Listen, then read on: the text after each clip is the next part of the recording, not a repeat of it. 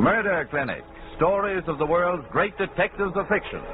Men Against Murder.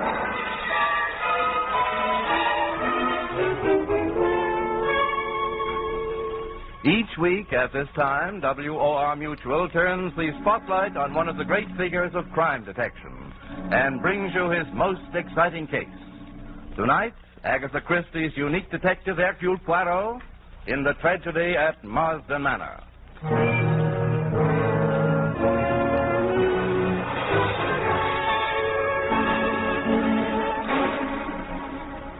Evening, Monsieur Poirot. I recognize you anywhere, I think, thanks to those magnificent mustachios of yours. Merci bien. They are very magnificent, no? They are indeed. Tell me, did they help you solve the tragedy at Marsden Manor? No. It was the little gray cells in the brain of the great Hercule Poirot that prevented this great miscarriage of justice in the death of Richard Maltravers of Marsden Manor. It all began in the little village of Marsden Lee, less than 100 kilometers from London.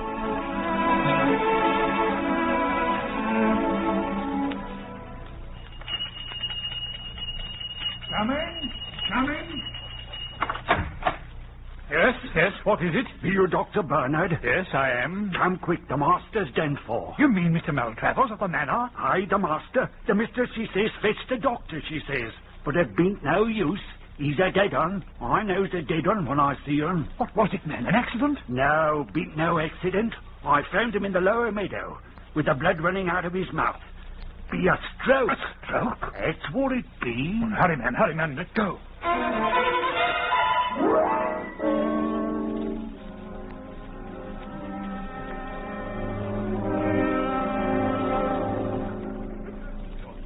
Come now, Mrs. Maltravers. You must get hold of yourself. The Lord giveth and the Lord taketh away. After all, we are all of us mortal. But why Richard? He was so good, so kind. Why did this have to happen to him? Oh, come, please. He seemed so well, so full of life. Why, only last week he passed a medical examination for insurance. How could he have died so suddenly? Doctor, what happened? A hemorrhage due to stomach ulcers, undoubtedly, resulting in a stroke.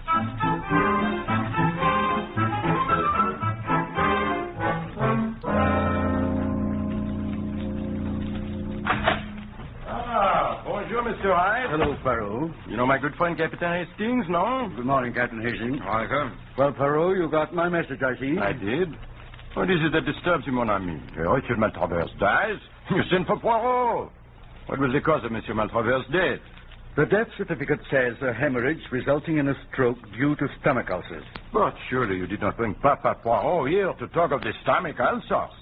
This Richard Maltravers had taken out the insurance policy in your company, no? And what a policy. For £50,000. Well, good square sum, that, huh? Rather. So, what is it you wish me to do? It is unfortunate for your company, but everything seems, open and above the plank, no? No, Poirot. Open and above board. Ah, my good friend, the great Hastings. Always he corrects the English of Hercule Poirot. Monsieur Wright, I ask you, do I not speak the English of a super? You do indeed. But to get back to your previous question, what my company wishes you to do is to investigate the circumstances of Mr. Maltravers' death. So, what is it you suspect, mon ami? Well, of course, you know in the case of suicide, the policy is invalid. Yes.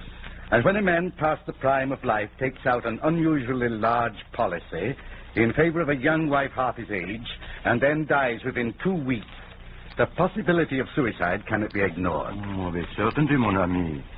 But suicide by hemorrhage? That is a queer suspense of fish. Now, if the cause of death had been heart failure, then I would smell a mouse. Heart failure can always mean that a stupid doctor did not find the true cause. But hemorrhage, ma foi, hemorrhage is, well, hemorrhage. Exactly. Nevertheless, we are determined to proceed with the matter. You will undertake the inquiry? But of course. Hastings, that great professor of English, shall go with me. Hey, mon ami? Gladly, Poirot. Bien. Now, where is this place, this Marsden Manor? You take the Great Eastern Line from Liverpool Station to the little town of Marsden Lee. Marsden Manor is about a mile from the village. Marsden Lee. All right, Hastings. We go.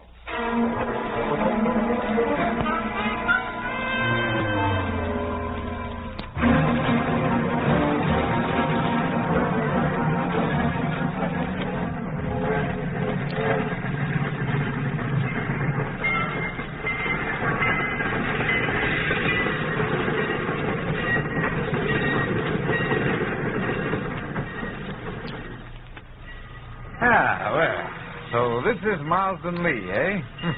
I hope we can get a conveyance up to the Manor. Ticket, sir. You are my friend? I suppose you'll be coming down for the funeral, sir? Funeral? What funeral? You see, you've made a funeral of Master Maltrevor's. About the Manor. Oh. You said the Manor? Could that be Marsden Manor? Aye, it be. That is an odd coincidence.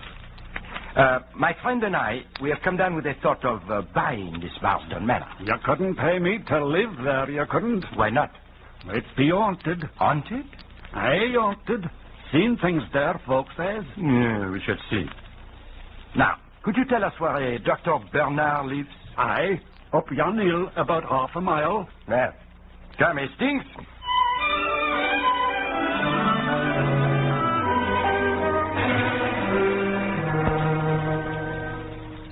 I understand, Dr. Bernard, that you signed the death certificate of a Mr. Richard Maltrevor's. Yes, I did.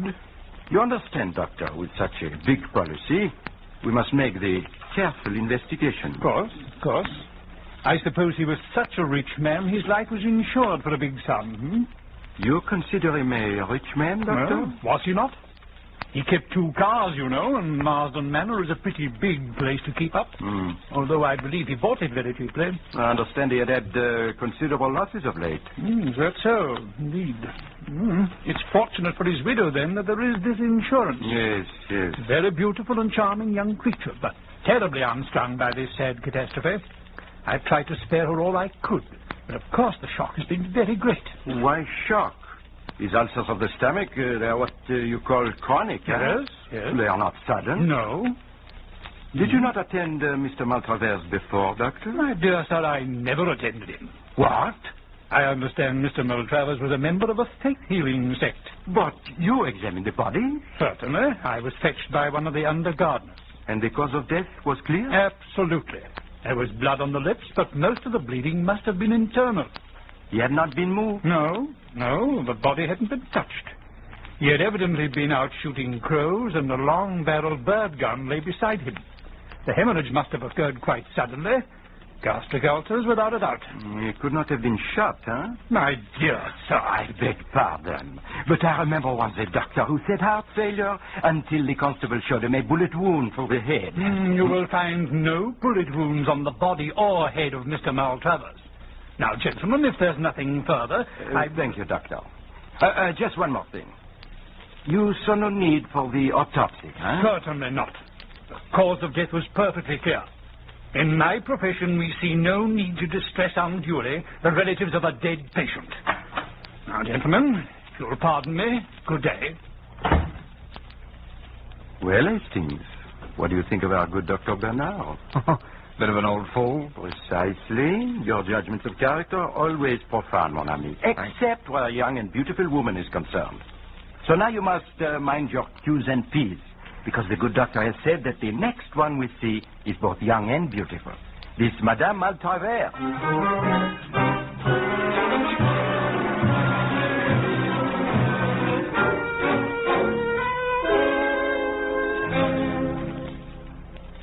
Madame Maltrever, I cannot tell you how I am sorry to bother you in this way. Must I be bothered now? I know nothing about this insurance of my husband. Courage, madame, it is necessary. I will do all to make this matter not too unpleasant for you. I, Hercule Poirot, swear it. Now, if you would recount briefly the sad events of last Wednesday, huh? Well, I was changing for tea when the maid came up. One of the gardeners had just run up to the house. He'd found Richard. Oh, I comprehend. Enough. You had seen your husband earlier in the afternoon? No, not since lunch. I'd walked down to the village for some stamps. I believe he was out pottering around the grounds. Shooting the crows, no? Yes, so I understand. He usually took his bird gun with him. In fact, I heard one or two shots at a distance. So? Where is this bird gun now? In the gun cabinet over there, I suppose. With your permission, madame. Now, here it is. Ah. 2 shots fired, I see. And now, madame, a delicate question. Monsieur Maltravers, your husband, is awaiting burial, I believe? Yes. He's lying in his room. If I might see? Why, yes, of course. It's the first room at the top of the stairs. You'll forgive me if I don't go with you. What, of course. Hastings, you remain here with madame. Do you think Mr. Poirot will understand why I didn't go with him? I can assure you, Mrs. Maltravers, Poirot is most sympathetic. I don't doubt it, Mr. Hastings. I only wish there was more that I could tell him. Oh, I understand. But I wonder, Mrs. Maltravers, if you could tell me one thing. Oh, yes? Well, the station master, an odd character named Volk, said something about Marsden Manor being haunted. Marsden Manor haunted? Why, surely you're joking, Mr. Hastings. Oh, no, I assure you. He told us that people have seen things. We must have been referring to my humble experiments in extrasensory perception. I've always been tremendously intrigued by that subject, and doubtless some of our servants have been gossiping. Madame, you are mediumistic. How fascinating. Oh, I wouldn't go so far as to say that, Mr. Poirot. I've dabbled a bit, that's all. So? I've managed table levitation and simple things like that. But I suppose to the simple rustics around here, it looks like black magic. Very interesting. Under kinder circumstances, I would implore a demonstration. Why, are you interested in such things, Mr. Poirot? All fields of knowledge interest the great Poirot. Poirot, don't you think perhaps we'd better... Oh, I forgot, madame. I thank you for your so great courtesy. I do not think you need be bothered any further by the matter. By the way, do you know anything of your husband's financial position? Nothing whatever, I'm afraid. I'm very stupid about business. I see. Then you can give us no clue as to why your husband suddenly decided to insure his life. Oh, was it sudden?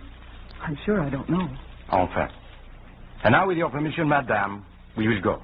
Hastings? Oh, I'll see you to the door. Merci. Oh, just one more thing, madame. Could you tell me, when they found Mr. Maltravers, did they find him unshod, without the shoes? Why, really, Mr. Poirot, I don't understand. It is nothing. It does not matter. And now, madame, adieu. Oh, but look, you have another visitor. Someone is coming up to walk, huh? Archie! Hello. You! Why, I thought you were on your way back to Australia. Yes, I was. But I read the news of Uncle's death in Paris and hurried back. Emily, my dear, is there anything I can do for you? Anything? Oh, of course not. What could you do? Oh, I'm sorry, I'm forgetting. Mr. Poirot, this is Captain Black, my husband's nephew. Captain Black, Mr. Hastings. How down?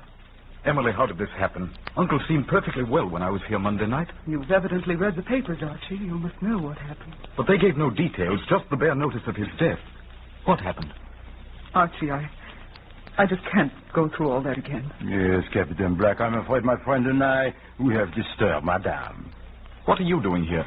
I am Hercule Poirot, the Hercule Poirot. Mr. Poirot is from the insurance company, Archie. That's just why I've come back. To protect you from annoyances like this. You shouldn't have risked your job, Archie. If you left right away, you might still get to Paris in time to make your boat train. You say Paris, mon capitaine. You go to Australia by way of Paris? Why, yes. I intended taking the Orient Express from there and pick up the Pacific Mail at Port Said. Ah, oui. That shortens the journey, does it not? You are staying here, Captain Black? Yes, I'm staying at the Pig and Thistle. That's the inn down in the village. Ah, village inn. It serves the roast beef, no? Why, yes, I suppose so. Good. So, Hastings, let us try this roast beef at the Pig and Thistle, huh?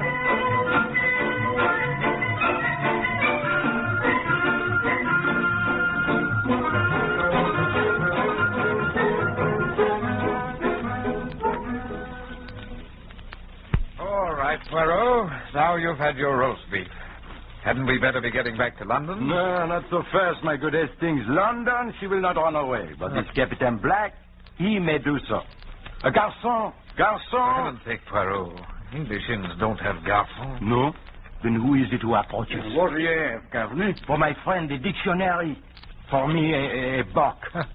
He means beer, George. I mean the ale. Right, Governor.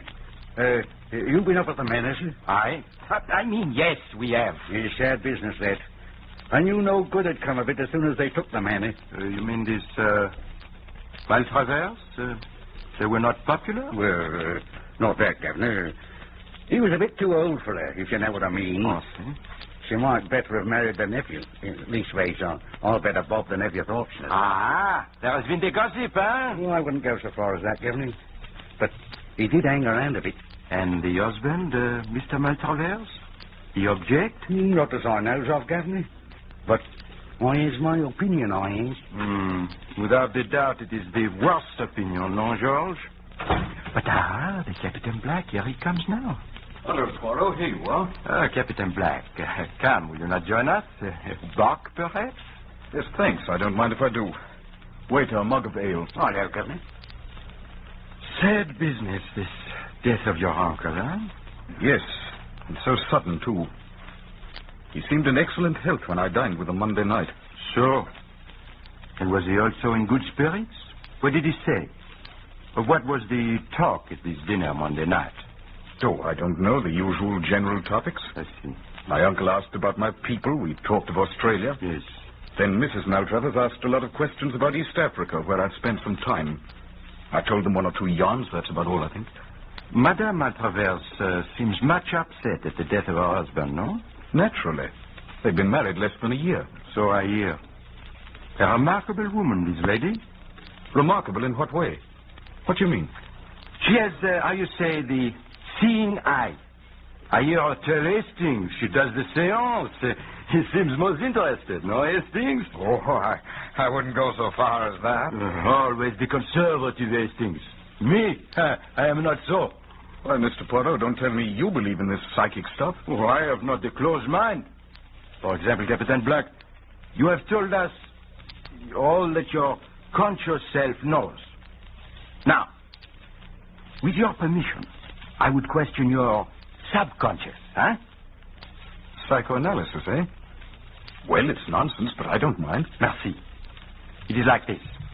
I give you a word. You answer with another word. Any word. The first word you think of. Eh bien, shall we begin? Go ahead. Hastings, note down the words, please. Very well, Poirot. Now, day, Night. name, Place. Bernard, Shore. Monday, Dinner. journey, Ship. country, Uganda. story, Lions. bird gun, Farm. shot, Suicide. elephant, Tusks. money. Lawyers. So, that is all. You are a good subject, mon capitaine. You don't mean to tell me that rigmarole means anything to you? Maybe not, but nevertheless you are a good subject. Well, if you don't need me anymore, I think I'll go upstairs and unpack. Shall I see you again before you leave, Mr. Poirot? Yes, I should not be surprised. Good. See you later. Au revoir, mon capitaine. And now, my clever Hastings, you see it all, no? Well, I don't know what you mean, Poirot. Does that list of words tell you nothing? Sorry, I'm afraid it doesn't. Then I will assist you. To begin with, the Capitaine answered within the time limit. No pauses, no making up the mind. Yeah? Day to night and place to name are normal associations. Then I give him Bernard, the name of the doctor, if he knew him. Oh. Evidently he does not. When I say Bernard, he says shore. Monday means dinner, country is Uganda. Story recalls the lion story he tells them. All natural. But now, notice. When I mention bird gun, I get the unexpected answer, farm. When I say shot, he answers at once, suicide. A man he knows commits suicide with a bird gun on a farm somewhere. Imbecile that I am! The great Hercule Poirot is hoodwinked. What are you talking about? Do you not see Hastings? That is the story the Captain Black told at the dinner Monday night. Oh, I see. And you think that gave Maltravers the idea? You think he shot himself in the mouth with that bird gun? Why not? Remember, the bird gun has a very tiny charge of powder. The bullet would remain lodged in the brain. All that would show would be the blood in the mouth. Come, Hastings. It is not too late. Of course, but where? To see once more this dead man. To Marsden Manor. Hastings, to Marsden Manor.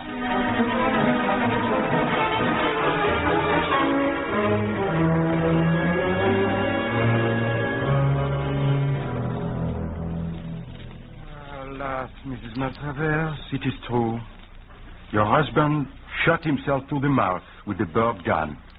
You mean suicide? It would seem so, madame. But the insurance... Naturally, madame, the suicide will void the policy. It is unfortunate, but what will you? Oh, but this is impossible. My husband would never commit suicide. It's inconceivable. But the evidence, madame, it is conclusive. No. There must be some other explanation. You mean murder, madame? Well, of course, that is always possible. But no, not likely, I'm afraid. But you do admit it's possible. You just said it was possible. Yes, of course, everything is possible. Have you any idea who might have wished to kill your husband? Why, no. No, I haven't. Madame, I have a suggestion. It is bizarre, no doubt, but perhaps if you are willing to help. Oh, yes, of course, anything. Madame, you are mediumistic. Perhaps if you would try, you could... Perhaps you're right. Perhaps I could get through to Richard. He might tell us what happened. I am sure you could do it, madame. Yes, I'll do it. Come back here tonight at 8 and bring Captain Black with you. Bien, madame. I am sure you will succeed. Until 8, madame. Au revoir.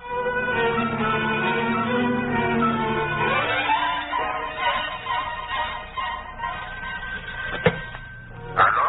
You were the article agency? Oh, we did well. This is Hercule Poirot. Dear mon ami. Henri, I have a part for you. For one appearance only. Oui, as always. Now listen closely. This is what I wish you to do.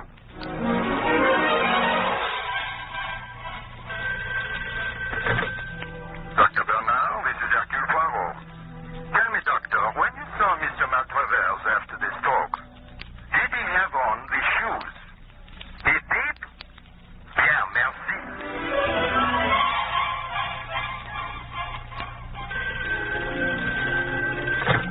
Hello, Scotland Yard. Inspector Japp, please.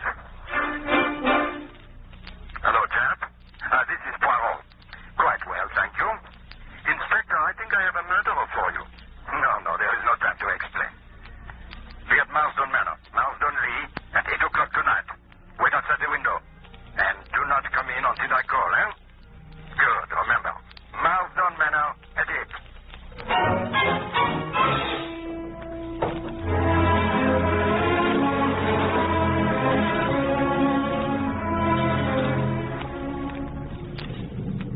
Madame Maltravers, we are on time, as you see.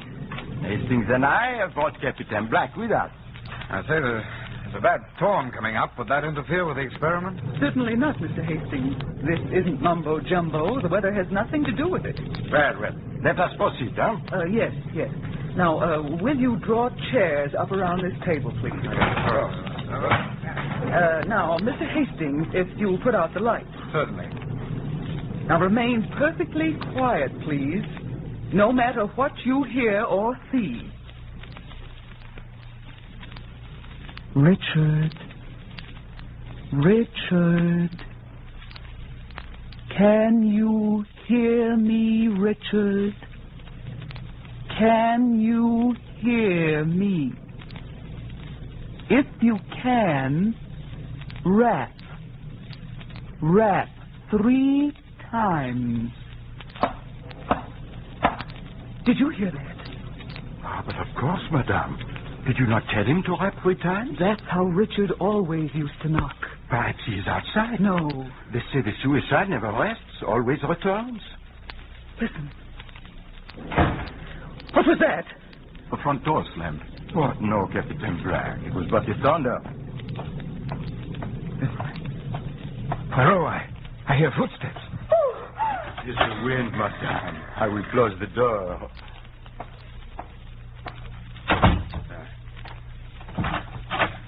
I have locked it. Don't do that. If it should open now. By Jove, it is open. He's there. There in the doorway. I see nothing, madame. I saw him, I tell you. Look. She's right. He is there. His hand. Look, it's pointing. What's that light coming from? It's pointing at her. What did you... Her hand. Her right hand. It is scarlet with blood. Blood! Yes, it's blood! I killed him! I said it! Take her away! Take her away! Light! Good heavens, Poirot, she's got away through that window. Do not worry, mon capitaine. The good Inspector Japp outside will stop her. Good heavens, that lovely creature, a murderer. And a very clever one, my susceptible Hastings. After all, she could not know she would come up against the great Hercule Poirot. And she might even have fooled me if she had only taken off his shoe. His shoe, Poirot? Only with his toe could he himself have pulled the trigger of this bird gun. And parbleu, his shoes were still on when they found him. But I don't understand. This seance, was it all fake? Certainly. She meant to pull the sheep. Wool. Very well, wool. But it was I who pulled the sheep's wool over her eyes. Thanks to my good friend Henri Dubois, who played the part of the husband's ghost, and Papa Poirot, who put the red paint on her hand in the dark. But what was her idea in having this seance? Parbleu, mon capitaine. Do you not see? Madame, she will go into the trance. She will hear the voice. She will come out from the trance. She will, with a great reluctance, name the murderer. You mean she meant to confess? Mais non, mon capitaine. She meant to name you.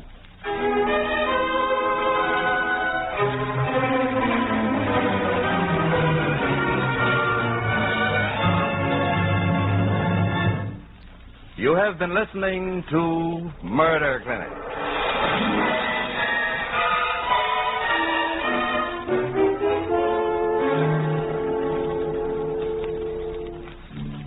Murder Clinic, the WOR Mutual series which brings to you each week one exciting case. Tonight, the tragedy of Marsden Manor, with Agatha Christie's unique detective Hercule Poirot, played by Maurice Tarplin. Next week, Murder Clinic will bring you Fred Irving Anderson's Deputy Farr, the Vermont farmer who became chief of the Homicide Bureau in New York City. Deputy Farr, the man with the nose for murder. The story is Gulfstream Green, in which the deputy proves that the conceit of murderers is colossal.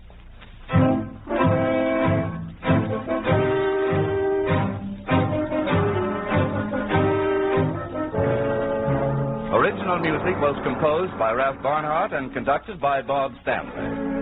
This program was an international exchange feature over the coast-to-coast network of the Canadian Broadcasting Corporation. Tales told on Murder Clinic are adaptations by authors Lee Wright and John A. Bassett. Murder Clinic is produced under the direction of Alvin Flanagan. Frank Knight speaking.